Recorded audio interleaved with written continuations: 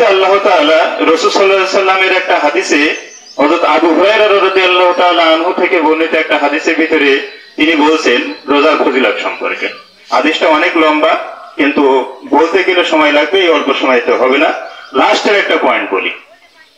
হযরত আবু হুরায়রা রাদিয়াল্লাহু তাআলা আনহু সম্পর্কে আপনারা সবাই জানেন, তিনি প্রসিদ্ধ একজন সাহাবী এবং আহলে সুফার একজন সদস্য। রাসূল সাল্লাল্লাহু আলাইহি সাল্লামের কাছ থেকে সব সময় তিনি শিক্ষা গ্রহণ করতেন। তিনি এই সিয়ামের ফজিলত বলতে গিয়ে একেবারে লাস্ট পয়েন্টে একটা কথা বলছেন,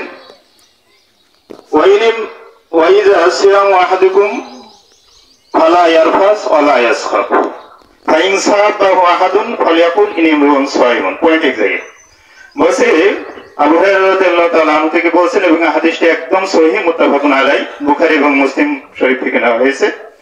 যদি কোনো ব্যক্তি সিয়াম সাধনা করে তাহলে তার উপরে কয়েকটি দায়িত্ব আছে রোজাকে পবিত্র করার।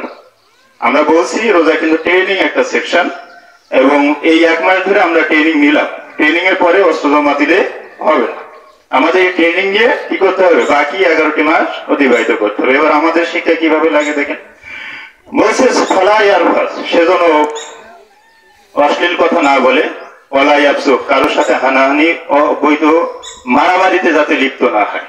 ফাইন সাবাহু আহাদুন, যদি তাকে কেউ গালি দেয়, ফালিয়াকুল, সেজন্য বলে ইন্নী ইমরুউন সায়িমুন, আমি রোজাদার। তাহলে এই শিক্ষা কি শুধুমাত্র মুসলমানদের এই রোজার মধ্যে সীমাবদ্ধ? যদি আমার ট্রেনিং, একজন আর্মি যদি ট্রেনিং নেয় 6 মাস, তাহলে ওই 6 মাস কি তার শেষ?